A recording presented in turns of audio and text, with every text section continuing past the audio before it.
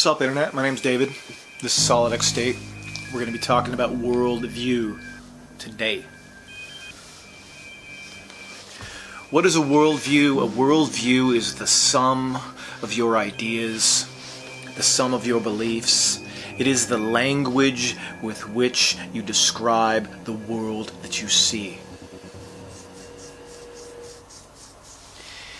A worldview is the beliefs with which you frame the world, with which you filter what you perceive and how you understand. Not every worldview is equal to another. Not every worldview apprehends the facts of reality. Not every belief is consonant with the facts of life. And yet our worldview, your worldview, fills your field of vision.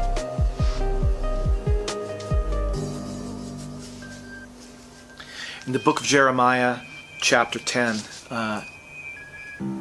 verse 1, "Thus says the Lord, learn not the way of the nations, nor be dismayed at the signs of the heavens, because the nations are dismayed at them, for the customs of the people are false." And so this verse makes a sweeping distinction in stating that the customs of the people are false. No doubt their worldview does not apprehend reality, is not consonant with the truth. What customs of the nations are false? Well, this is being written of antiquity, the people of antiquity, and their custom, the custom of the Romans and the Greeks, the Persians, the Mesopotamians, all of them held the worship of idols to be foremost. They made wood carvings of their deities,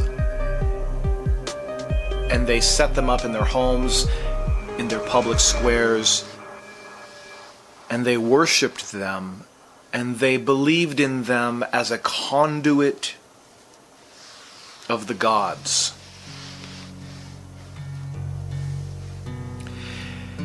In verse 3, "A tree from the forest is cut down and worked with an axe by the hands of a craftsman. Men deck it with silver and gold and fasten it with hammer and nails so that it cannot be moved. Their idols are like scarecrows in cucumber fields, and they cannot speak. They have to be carried, for they cannot walk." It's a weird verse, is it not?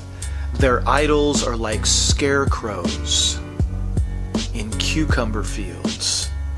A scarecrow is meant to spook off crows, animals, from coming into the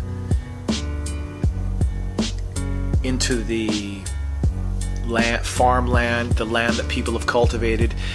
Scarecrows are meant to keep at bay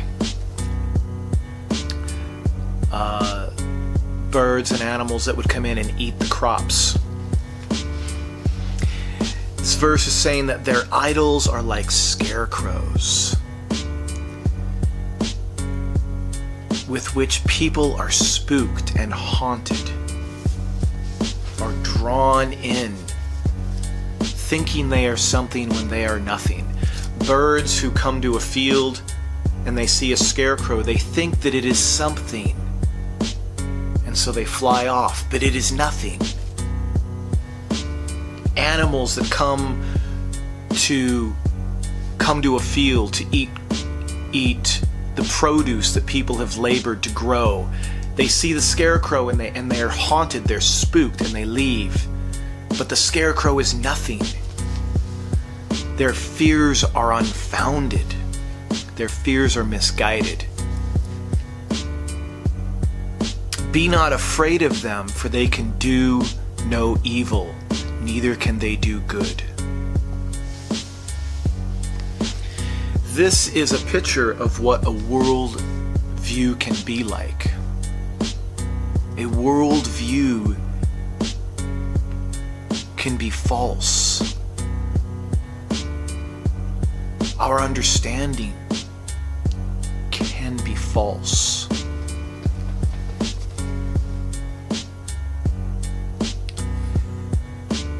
There is none like thee, O Lord. Thou art great, and thy name is great in might.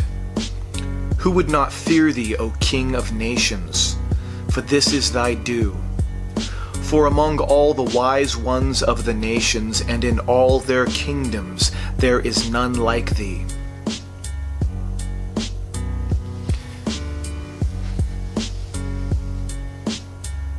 The verse therein distinguishes two things. It sets in motion a picture of falsehood, and then in contrast it sets in motion a picture of what is true, of what is real.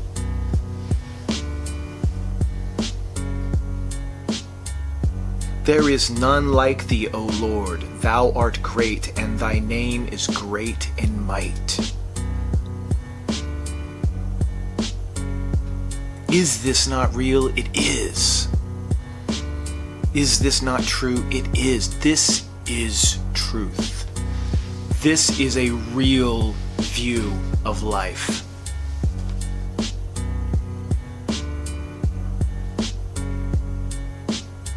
They are both stupid and foolish. The instruction of idols is but wood. Beaten silver is brought from Tarshish, and gold from Upaz. They are the work of the craftsman, and of the hands of the goldsmith. Their clothing is violet and purple. They are all the work of skilled men. And this is important, that the work of idols was the work of skilled men. It was the wisdom of the day.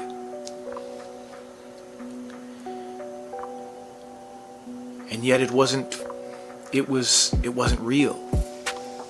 It was real for those people who participated in it. It was real for those people who set it as a marker, who looked to it as a compass, who found their northern star by its measurement.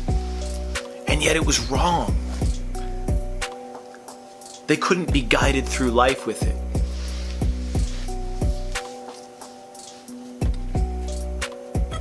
But the Lord is the true God. He is the living God and the everlasting King. At his wrath the earth quakes, and the nations cannot endure his indignation. Thus shall you say to them, the gods who did not make the heavens and the earth shall perish from the earth and from under the heavens.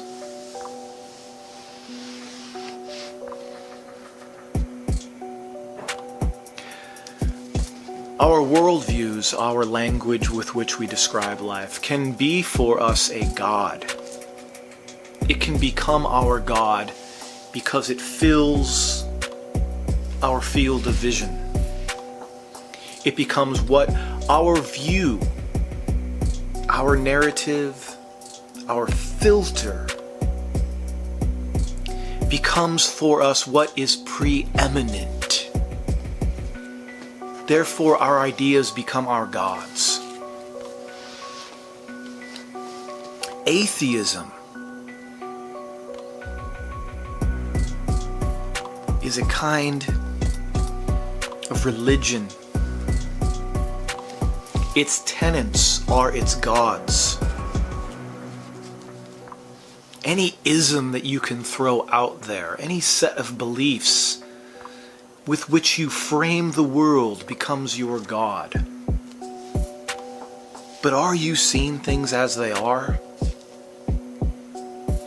Or is your understanding filtering, skewing, distorting, coloring, adding to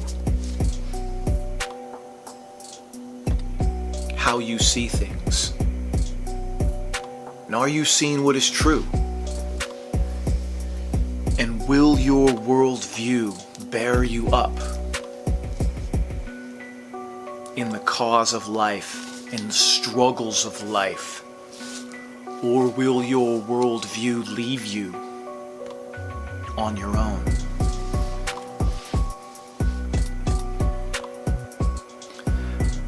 In verse 11, thus shall you say to them, the gods who did not make the heavens and the earth shall perish from the earth and from under the heavens. It is he who made the earth by his power, who established the world by his wisdom, and by his understanding stretched out the heavens. When he utters his voice, there is a tumult of waters in the heavens, and he makes the mist rise from the ends of the earth. He makes lightnings for the rain, and he brings forth the wind from his storehouse.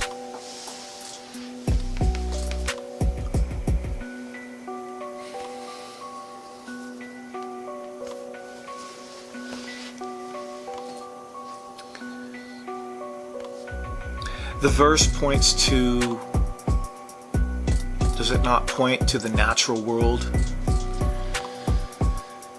And it finds in the natural world the work of its maker. It finds in the natural world the hand of God who gave it.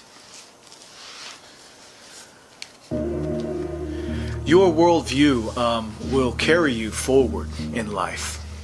And to what end, you might question, you might ask yourself. In the book of Psalms,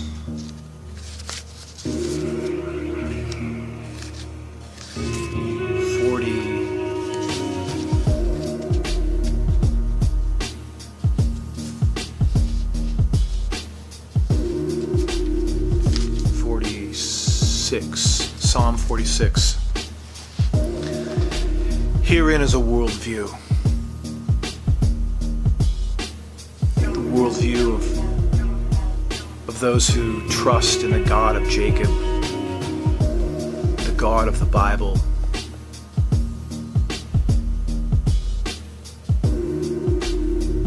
The God whom which Christ said, I and the Father are one. God is our refuge and strength, a very present help in trouble. Therefore we will not fear, though the earth should change, though the mountains shake in the heart of the sea, though its waters roar and foam, though the mountains tremble with its tumult. There is a river whose streams make glad the city of God, the holy habitation of the Most High. God is in the midst of her. She shall not be moved. God will help her right early. The nations rage, the kingdoms totter. He utters his voice and the earth melts.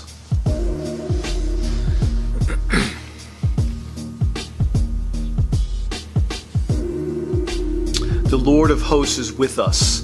The God of Jacob is our refuge. Come and behold the works of the Lord. How he has wrought desolation in the earth. He makes wars to cease to the ends of the earth. He breaks the bow, he shatters the spear, he burns the chariot with fire. Be still and know that I am God. I am exalted amongst the nations, I am exalted in the earth. The Lord of hosts is with us. The God of Jacob is our refuge. That's Psalm 46. All right. Down in the description will be my email.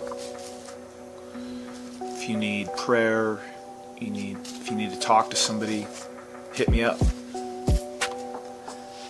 And until next time,